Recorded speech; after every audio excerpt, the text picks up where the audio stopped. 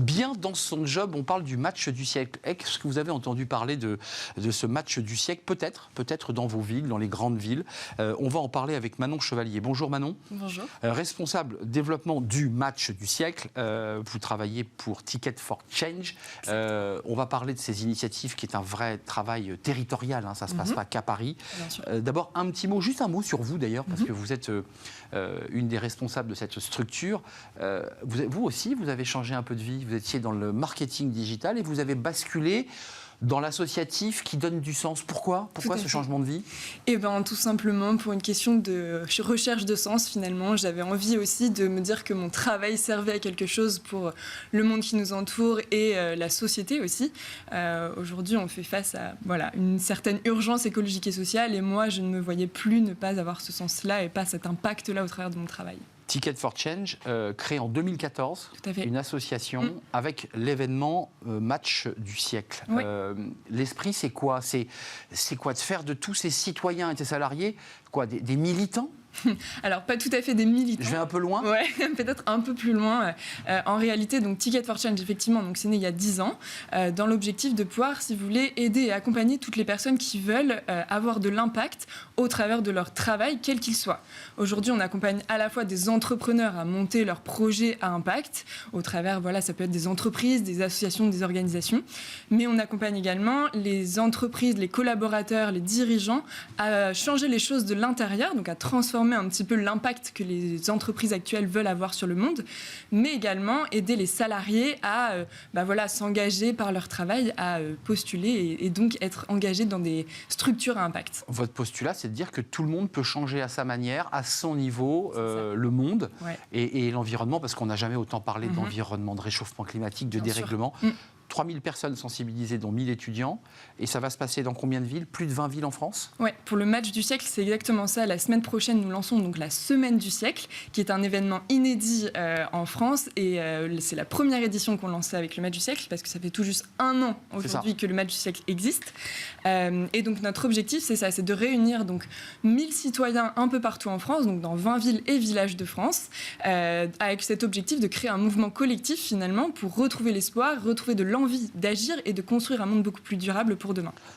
Ça ressemble, et ce n'est pas la même chose, à la fresque du climat. Oui. Il y a ce petit côté-là, on réunit des citoyens, parfois ce sont des béotiens, ils n'y connaissent rien.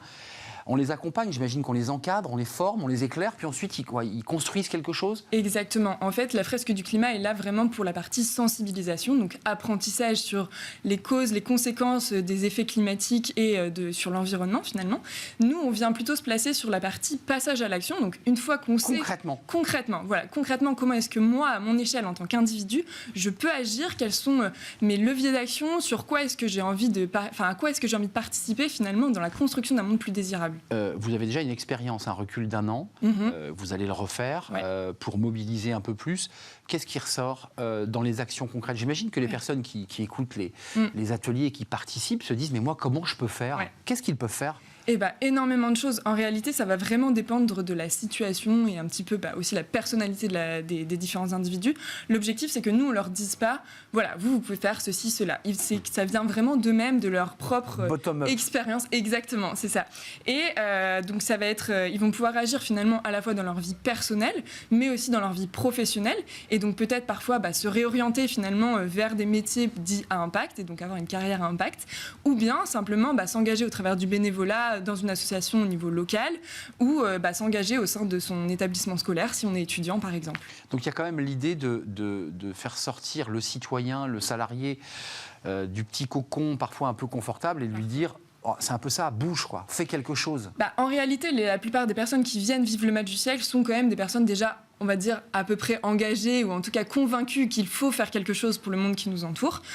Donc on les chamboule pas non plus énormément, mais en tout cas il y a vraiment cette partie créer de l'énergie, de l'enthousiasme pour agir et donc là il y a un vrai déclic qui peut se faire grâce à cet atelier par exemple. Du 30 mai au 4 juin 2023, on ne peut pas citer toutes les villes, mais il y a évidemment toutes les grandes villes de France. Et j'ai vu qu'il y avait un match en ligne avec un objectif de 200 participants. C'est quoi un match en ligne?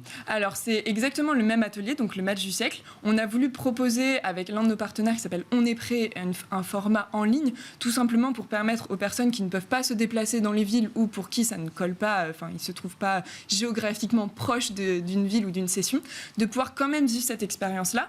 Et donc, il y aura cette formule en ligne qui aura lieu donc jeudi prochain, et où, effectivement, on espère avoir à peu près 200 personnes en ligne. Avant de nous quitter, on a démarré l'entretien avec vous sur votre changement de vie. Vous êtes jeune, vous êtes dit, je ne trouve pas de sens forcément dans ce que j'ai.